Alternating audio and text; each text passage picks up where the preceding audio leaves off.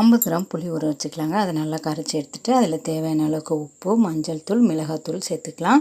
இதை சேர்த்துட்டு நல்லா கரைச்சி எடுத்துக்கலாங்க. அதுக்கப்புறம் அதை ஒரு வாணலில் ஊற்றிட்டு நல்லா கொதிக்க வச்சிடலாங்க. எண்ணெய்லாம் சேர்க்க தேவையில்லை. இந்த அளவுக்கு கொதிச்சதுக்கப்புறமா இன்னொரு வாணலில் நல்லா ரீஃபைண்ட் ஆயில், வடகம் போட்டு பூண்டு போட்டுக்கலாம். கூடவே சின்ன வெங்காயம் போட்டுக்கோங்க.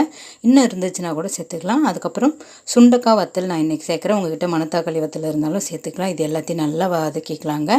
வதக்கின இந்த தாளிப்பை கொதிச்சிட்ருக்கிற இந்த குழம்புல எடுத்து நம்ம சேர்த்துக்கலாங்க. குழம்போடு சேர்த்துட்டு நல்லா மறுபடியும் கொதிக்க வச்சுக்கலாம்.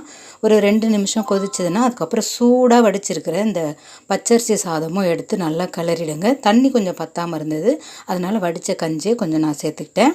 அவ்வளோதான். இதை சேர்த்துட்டு நல்லா ஒரு 2 நிமிஷம் கொதிக்க வச்சுட்டு ஆஃப் பண்ணிவிட்டு நல்லெண்ணெய் வந்துட்டு ஒரு 2 ஸ்பூன் சேர்த்து இறக்குனிங்கன்னா சூப்பரான கல்யாணம் விட்டு வத்த குழம்பு ரெடி ஆகிடுச்சுங்க. வத்த குழம்பு சாதம் ரெடி ஆகிடுச்சு. அப்பளத்தோடு சாப்பிட்டு பாருங்கள், செம்மையாக இருக்கும்.